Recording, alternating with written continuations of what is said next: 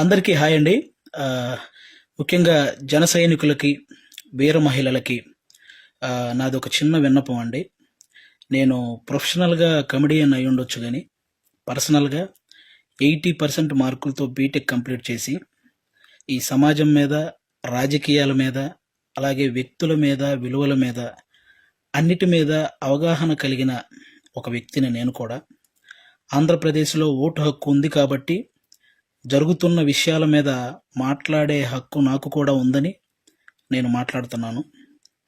అంటే జనసేనకి 24 సీట్లు అని అనౌన్స్ చేయగానే చాలామంది పవన్ కళ్యాణ్ గారిని తిడుతున్నారు. కొంతమంది అలుగుతున్నారు. కొంతమంది అసంతృప్తి చెందుతున్నారు. ఇంకొంతమంది అయితే మోసిన జెండానే కిందేసి కాలుస్తున్నారు. ఇంకొంతమంది అయితే వేసిన స్టిక్కర్స్ను లాగేసి పీకేస్తున్నారు. ఇవన్నీ చూసి నిజంగా మనసుకి చాలా చాలా చాలా బాధ అనిపించింది. ఒక్కసారి ఆవేశంతో కాకుండా మీ ఆత్మసాక్షిగా ఆలోచించి చెప్పండి. తన నమ్ముకున్న ప్రజలను కానీ, తనతో నడుస్తున్న నాయకులను కానీ మోసం చేసే వ్యక్తిత్వం పవన్ కళ్యాణ్ గారికి ఉంటుందా అండి? పెట్టిన పార్టీకి సపోర్ట్ చేసే మనమే ఇంత ఆలోచిస్తే ఒక పార్టీ పెట్టిన వ్యక్తి ఇంకెంత ఆలోచించుంటాడు? ఒక డెసిషన్ తీసుకోవడానికి తనలో తాను ఎంత మదనపడి ఉంటాడు? ఇది ఒక్కసారి ఆలోచించాలని మనస్ఫూర్తిగా కోరుకుంటున్నాను. 10 సంవత్సరాలుగా ఎటువంటి అవినీతి చేయకుండా తన సొంత కష్టార్జితంతో పార్టీని నడుపుతున్న గొప్ప నాయకుడు పవన్ కళ్యాణ్ గారు. అలాంటి వ్యక్తి గురించి మన శత్రువులు మాట్లాడినట్టు మనం కూడా మాట్లాడితే నిజంగా బాధ అనిపించిందండి. అంటే 24 సీట్లు ఏంటి, అదేంటి, ఇదేంటి అని 2019లో కనీసం ఆయన్ను కూడా గెలిపించుకోలేని మనం అదేంటి, ఇదేంటి అని అడిగే హక్కు నిజంగా మనకు ఉందంటారా? అరే, చిన్న పరీక్ష ఫెయిల్ అయితేనే ఇంట్లో నుంచి ఒక 10 రోజులు బయటికి రాము. అలాంటిది ఇంత పెద్ద ప్రజా సంగ్రామంలో 2 చోట్ల ఓడిపోయి కూడా రెండో రోజే సమస్య అనగానే పరిగెత్తుకుంటూ వెళ్ళి ఆ సమస్యను సాల్వ్ చేసిన గొప్ప మనసు పవన్ కళ్యాణ్ గారిది. తన పిల్లల కోసం బ్యాంకులో దాచిన డబ్బును కూడా తీసి కౌలు రైతుల కష్టాలు తీర్చిన పవన్ కళ్యాణ్ గారి గురించా మనం ఇలాంటివన్నీ మాట్లాడేది. ఎన్నో సమస్యల మీద ఎంతో మందికి ఎన్నో రకాలుగా సహాయం చేసిన వ్యక్తిత్వం. రోజుకు 2 కోట్లు తీసుకునే ఒక స్టార్ హీరో సంపాదించిందంతా సహాయ కార్యక్రమాలకే పెట్టేసి ఆల్మోస్ట్ అప్పు చేసి మరీ ఒక పార్టీని నడుపుతున్నాడని మీలో ఎంతమందికి తెలుసు? అలాంటి పవన్ కళ్యాణ్ గారి గురించి మనం ఎలా పడితే అలా మాట్లాడేస్తున్నాం. దేశంలో ఇన్ని రాజకీయ పార్టీలు ఉన్నాయి, ఇంతమంది రాజకీయ నాయకులు ఉన్నారు. ఎవరైనా సరే మేము అధికారంలోకి వస్తే అది చేస్తాం, ఇది చేస్తాం అనేవాళ్ళే కానీ ప్రతిపక్షంలో ఉండగా ఏనాడైనా వాళ్ళ జేబులో నుంచి 1 రూపాయి తీసి ఎవరికైనా సహాయం చేశారా? అలా సహాయం చేసిన ఏకైక రాజకీయ నాయకుడు పవన్ కళ్యాణ్ గారు.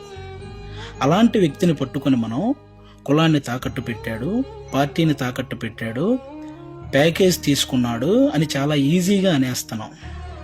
అమ్మలాంటి కులాన్ని, పార్టీని తాకట్టు పెట్టే వ్యక్తే పవన్ కళ్యాణ్ గారు.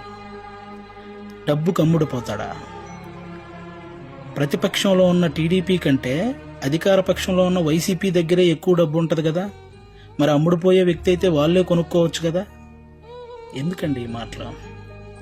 పవన్ కళ్యాణ్ గారు ప్రజలు పంచే ప్రేమకు బానిస కానీ నాయకులు పంచే డబ్బుకి ఎప్పటికీ బానిస కాడు, అవ్వడు.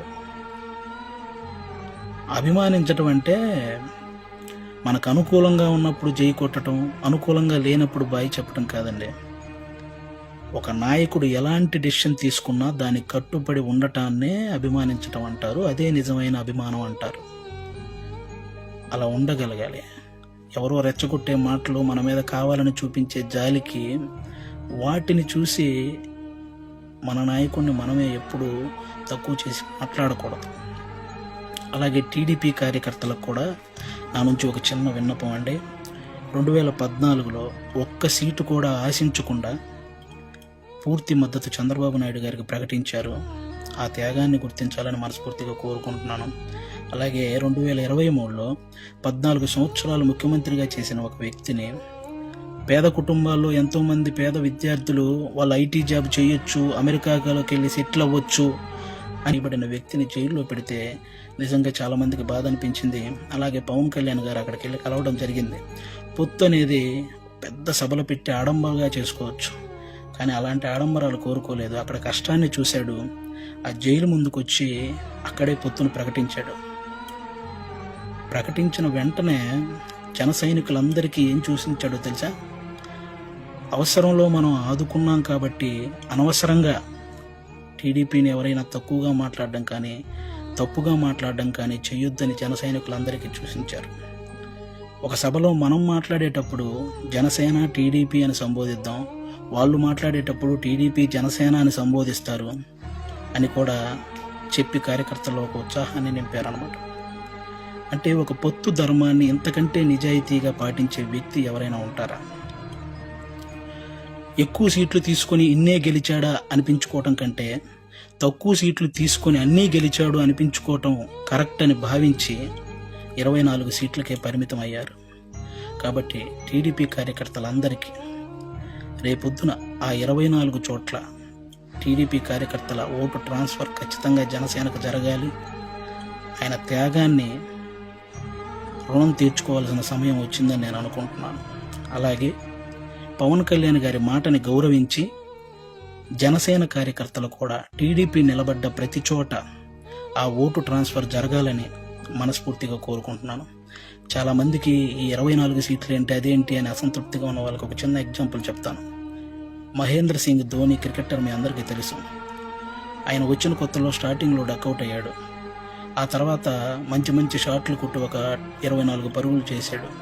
ఇతనిలో గేమ్ ఉంది అని అందరికీ తెలిసేలా చేశాడు. ఆ తర్వాత గేమ్ చేంజర్ అయ్యాడు. ఆ తర్వాత గేమ్ విన్నర్ అయ్యాడు. ఫైనల్గా క్రికెట్నే శాసించాడు. మన నాయకుడు కూడా అంతే. స్టార్టింగ్లో 2 చోట్ల ఓడిపోయి ఉండొచ్చు. ఇప్పుడు 24 సీట్లతో అసెంబ్లీలోకి 21 సీట్లతో అసెంబ్లీలోకి వెళ్ళొచ్చు, 3 పార్లమెంట్ సీట్లు గెలవచ్చు. రాజకీయం బాగా తెలిసినవాడు అని అందరూ అనుకోవచ్చు. ముందు ముందు ఆయనే గేమ్ చేంజర్ అవ్వచ్చు, ఆయనే గేమ్ విన్నర్ అవ్వచ్చు. మీరు చూస్తుండగానే ఈ రాజకీయాల్ని శాసించవచ్చు. కాబట్టి ఎప్పుడు ఎవరిని తక్కువగా అంత ఈజీగా ఒక పార్టీ నడిపే అధ్యక్షుడు ఎంత ఆలోచించుంటే ఇవన్నీ చేస్తుంటాడని గుర్తుపెట్టుకొని మాట్లాడాలని మనస్ఫూర్తిగా కోరుకుంటున్నాను. ఆయన నిలబడ్డ 24 సీట్లు గెలిపించి ఒక మంచి పొజిషన్లో ఉంచండి. మన మనసులో ఉన్న పొజిషన్కి ఆయనే చేరుకుంటారు. థ్యాంక్ యూ అందరికీ. అంటే 10 సంవత్సరాల నుంచి పార్టీ నడుపుతున్న ఒక వ్యక్తికి 10 సీట్లు తగ్గగానే ఎలా పడితే అలా మాట్లాడుతుంటే 2 days నుంచి ఏం చేయాలో అర్థం కాక ఒకసారి నేను మాట్లాడాలనిపించి మాట్లాడాను. తప్పు మాట్లాడుంటే క్షమించండి, కరెక్ట్ మాట్లాడుంటే కన్విన్స్ అవ్వండి. Thank you. జై హింద్, జై జనసేన.